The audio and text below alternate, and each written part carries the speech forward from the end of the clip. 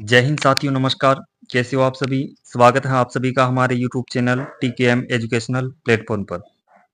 साथियों, रोजाना की तरह आज की भी इस क्लास में हम देखने वाले हैं जीके के कुछ महत्वपूर्ण प्रश्न। तो जो भी विद्यार्थी बीएसटीसी एग्जाम 2024 की तैयारी कर रहा है, एक बार इस क्लास को जरूर देखें। और अगर आपको वीडियो अच्छा लगे तो वीडियो को लाइक करें, शेयर करें और चैनल को सब्सक्राइब जरूर करें। तो चलिए शुरुआत करते हैं आज की इस क्लास की। तो हमारे पास प्रश्न नंबर 1 है, जोधपुर स्थित रूपायन संस्थान का मुख्य कार्य है। ऑप्शन में हमें क्या दे रखा है? ग्रामोत्थान, लोक संस्कृति का उन्नयन करना, रेगिस्तान पर नियंत्रण करना या फिर नगर विकास करना। तो इन चार ऑप्शनों में से आपको बताना है कि जो जोधपुर में जो रूपायन संस्थान है उसका प्रमुख कार्य क्या है। तो इस प्रश्न का राइट आंसर हो जाएगा आपका ऑप्शन नंबर बी। कौन सा हो जाएगा? ऑप्शन नंबर बी इस प्रश्न का राइट आंसर हो जाएगा। साथियों, रूपायन संस्थान का प्रमुख कार्य क्या है? लोक संस्कृति का उन्नयन करना, यानी जो जितनी भी लोक कलाएं हैं उनको आगे बढ़ाना या फिर प्रोत्साहन देना, इसका प्रमुख कार्य है। और मैं आपको बता दूं कि हमारा जो गुड़ला नृत्य है, कौन सा? गुड़ला नृत्य को भी इसी संस्थान ने क्या किया था? प्रोत्साहन प्रदान किया था। इस रूपायन संस्थान कहाँ पर स्थित है? जोधपुर के अंदर स्थित है। तो हमारा इस प्रश्न का राइट आंसर कौन सा हो जाएगा? Option number B. प्रश्न नंबर 1 का राइट आंसर कौन सा हो जाएगा? Option number B. चलते हैं अगले प्रश्न की ओर। अगला प्रश्न है, झाड़शाही सिक्के किस रियासत में प्रचलित थे? जोधपुर रियासत में, कोटा रियासत में, मेवाड़ में या फिर जयपुर रियासत के अंदर। तो आपको बताना है झाड़शाही सिक्के किस रियासत में प्रचलित थे। तो बात करें साथियों झाड़शाही सिक्कों की, तो ये प्रचलित थे आपके जयपुर रियासत के अंदर। किस रियासत के अंदर? जोधपुर रियासत, सॉरी, जयपुर रियासत के अंदर प्रचलित थे। ऑप्शन नंबर डी जो है इस प्रश्न का राइट आंसर हो जाएगा। अगला प्रश्न है, महाराणा कुंभा द्वारा रचित ग्रंथ संगीतराज कितने कोशों में विभक्त हैं? 7 कोशों के अंदर, 4 कोशों में, 5 कोशों में और या फिर 9 कोशों के अंदर। तो साथियों, बात करें महाराणा कुंभा की, तो महाराणा कुंभा द्वारा रचित ग्रंथों की बात करें तो इन्होंने एक तो लिखा था संगीतराज, संगीत मीमांसा और एक लिखा था सूड प्रबंध। तो इन 3 ग्रंथ किनके द्वारा लिखे गए थे? महाराणा कुंभा द्वारा लिखे गए थे। अब हम यहाँ पर प्रश्न के अंदर क्या पूछ रहा है हमें? महाराणा कुंभा द्वारा रचित संगीतराज कितने कोशों में विभक्त था? तो ये इसका राइट आंसर हो जाएगा आपका ऑप्शन नंबर सी। कौन सा हो जाएगा? ऑप्शन नंबर सी इस प्रश्न का राइट आंसर हो जाएगा। संगीतराज कितने कोशों में विभक्त था? तो 5 कोशों में विभक्त था। कौन कौन से कोश थे? तो बात करें पाठ्य रत्न कोश, पहले कोश का नाम क्या था? पाठ्य रत्न कोश, गीत रत्न कोश, वाद्य रत्न कोश, पाठ किया, गीत गाया, वाद्य बजाया और नृत्य रत्न कोश, नृत्य किया और रस मिला। क्या मिला? रस मिला। यानी पाठ किया, गीत गाया, वाद्य बजाया, रस मिला और नृत्य किया और रस मिला। ओके, तो ये इन 5 कोशों के अंदर भी भगता हमारा संगीतराज, इस कुंभा द्वारा रचित संगीतराज। ओके, तो ऑप्शन नंबर सी इस प्रश्न का राइट आंसर हो जाएगा। अगला प्रश्न है, महाराणा प्रताप की जन्म स्थली है चित्तौड़गढ़, कुंभलगढ़, उदयपुर या फिर हल्दीघाटी। तो साथियों, बात करें महाराणा प्रताप की जन्म स्थली की, तो महाराणा प्रताप का जन्म हुआ था कुंभलगढ़ के अंदर। कहां पर हुआ था? कुंभलगढ़ के अंदर हुआ था महाराणा प्रताप का जन्म। ऑप्शन नंबर बी इस प्रश्न का राइट आंसर हो जाएगा। कुंभलगढ़ दुर्ग कहां पर है? राजसमंद के अंदर। कुंभलगढ़ दुर्ग के अंदर महाराणा प्रताप का जन्म हुआ था। ओके, कब हुआ था? 9 मई 1540 ईस्वी को। कब? 9 मई 1540 को महाराणा प्रताप का जन्म हुआ था। ओके, तो इसका भी आपको ध्यान रखना है। अगला प्रश्न है, बिथोड़ा नामक स्थान संबंधित है मुगल राजपूत युद्ध से, भित्ति चित्रों से, 1857 के स्वतंत्रता संग्राम से, जल विद्युत परियोजना से। तो साथियों, बात करें बिथोड़ा नामक स्थान की, तो बिथोड़ा जो नामक स्थान है वह संबंधित है हमारा ऑप्शन नंबर सी 1857 के स्वतंत्रता संग्राम से। किससे संबंधित है? 1857 के स्वतंत्रता संग्राम से संबंधित है। ऑप्शन नंबर सी इस प्रश्न का राइट आंसर हो जाएगा। साथियों, 1857 की क्रांति के समय एक युद्ध हुआ था, बिथोड़ा का युद्ध। कौन सा युद्ध हुआ था? बिथोड़ा का युद्ध हुआ था। ओके, कब हुआ था? 8 सितंबर 1857 को। 8 सितंबर 1857 ईस्वी को बिथोड़ा का युद्ध हुआ था। ओके, और एक युद्ध हुआ था, प्रमुख युद्ध हुआ था 1857 के स्वतंत्रता संग्राम के समय, सेलावास का युद्ध। कौन सा हुआ था? सेलावास का युद्ध हुआ था। सेलावास का युद्ध कब हुआ था? इसके जस्ट 10 दिन के बाद में 18 सितंबर 1857 को। 8 सितंबर को बिथोड़ा का युद्ध और 18 सितंबर को हुआ था चेलावास का युद्ध। और इस युद्ध की प्रमुख खास क्या है कि इस युद्ध को गोरों व कालों का युद्ध भी कहा जाता है। क्या कहा जाता है? गोरों व कालों का युद्ध भी कहा जाता है। ओके, तो आपको इसका ध्यान रखना है। तो प्रश्न नंबर 5 का राइट आंसर कौन सा हो जाएगा? आपका ऑप्शन नंबर सी। चलते हैं अगले प्रश्न की ओर। अगला प्रश्न है, राजस्थान का जलियांवाला बाग के नाम से प्रसिद्ध स्थान मानगढ़ धाम किस जिले में स्थित है? उदयपुर जिले के अंदर, बांसवाड़ा जिले के अंदर, बीकानेर जिले के अंदर या फिर जोधपुर जिले के अंदर? तो साथियों, आपको इन चार ऑप्शनों में से बताना है कि जो राजस्थान का जलियांवाला बाग हत्याकांड के नाम से प्रसिद्ध मानगढ़ धाम किस जिले के अंदर स्थित है। मानगढ़ धाम के बारे में बताना है आपको।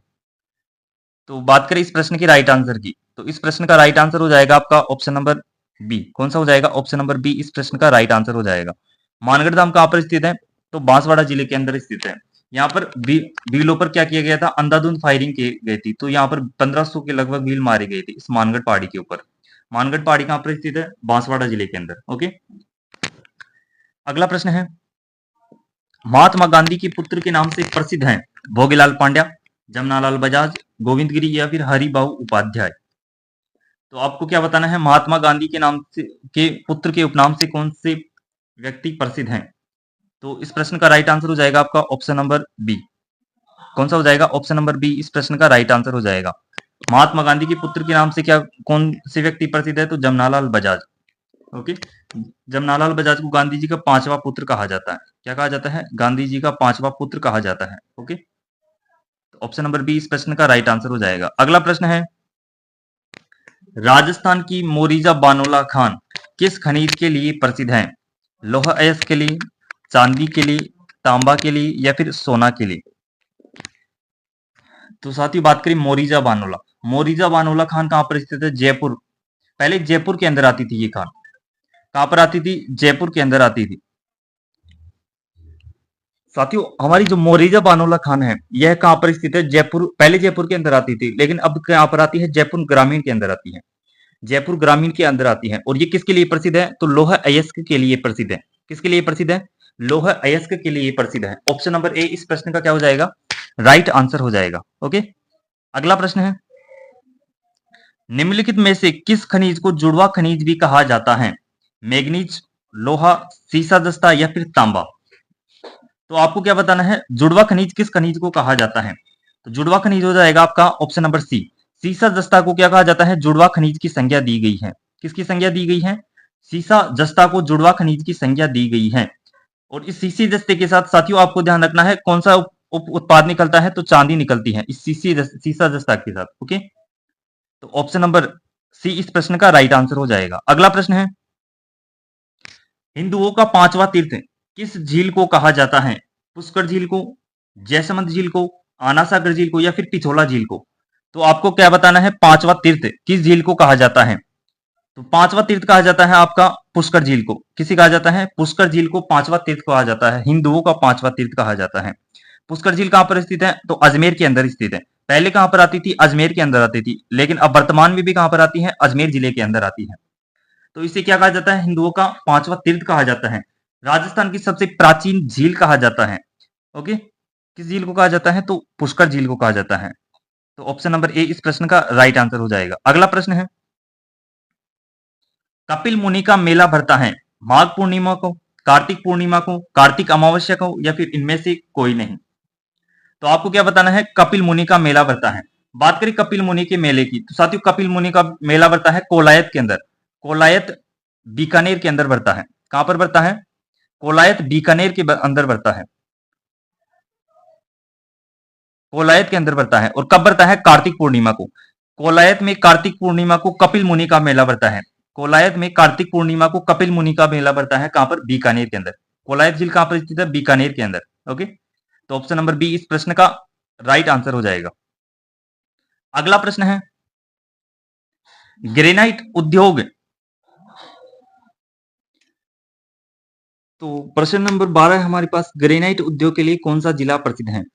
ऑप्शन में हमारे पास सिरोही, नागौर, बाड़मेर या फिर जालोर। तो आपको बताना है ग्रेनाइट उद्योग के लिए कौन सा जिला प्रसिद्ध है। तो ग्रेनाइट उद्योग के लिए हमारा प्रसिद्ध जिला हो जाएगा जालोर। कौन सा हो जाएगा? जालोर। जालोर को क्या कहा जाता है? ग्रेनाइट सिटी कहा जाता है।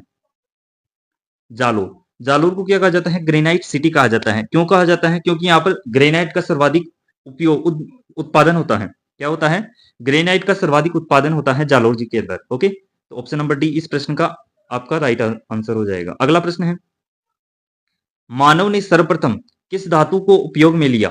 लोहा, तांबा, चांदी या फिर सोना।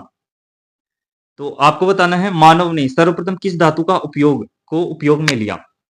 तो इस प्रश्न का राइट आंसर हो जाएगा आपका ऑप्शन नंबर बी। कौन सा हो जाएगा? ऑप्शन नंबर बी जो है इस प्रश्न का राइट आंसर हो जाएगा। मानव ने सर्वप्रथम किस धातु को उपयोग में लिया था? तो तांबे को लिया था। तांबे का सर्वप्रथम उपयोग किया था किसने? मानव ने। यानी उपयोग करना, सर्वप्रथम किस धातु का उपयोग करना सीखा था मानव ने? तो तांबे का। ऑप्शन नंबर बी इस प्रश्न का राइट आंसर हो जाएगा। अगला प्रश्न है, राजस्थान में प्रथम औद्योगिक नीति की घोषणा कब की गई थी? 1954 के अंदर, 1976 के अंदर, 1988 के अंदर या फिर 1978 के अंदर। तो आपको बताना है राजस्थान में प्रथम औद्योगिक नीति की घोषणा कब की गई थी। तो प्रथम औद्योगिक नीति की घोषणा की थी आपकी 1978 के अंदर। कब की गई थी? 1978 के अंदर प्रथम औद्योगिक नीति की घोषणा की गई थी। ऑप्शन नंबर डी इस प्रश्न का राइट आंसर हो जाएगा। अगला प्रश्न है, राज्य के राज्यपाल की नियुक्ति करता है प्रधानमंत्री, राष्ट्रपति, मुख्य सचिव या फिर मुख्यमंत्री। तो आपको बताना है राज्यपाल की नियुक्ति कौन करता है। तो राज्यपाल की नियुक्ति करता है साथियों राष्ट्रपति। कौन करता है? राष्ट्रपति करता है। ऑप्शन नंबर बी इस प्रश्न का क्या हो जाएगा? राइट हो जाएगा। राज्यपाल की नियुक्ति कौन करता है? तो राष्ट्रपति करता है।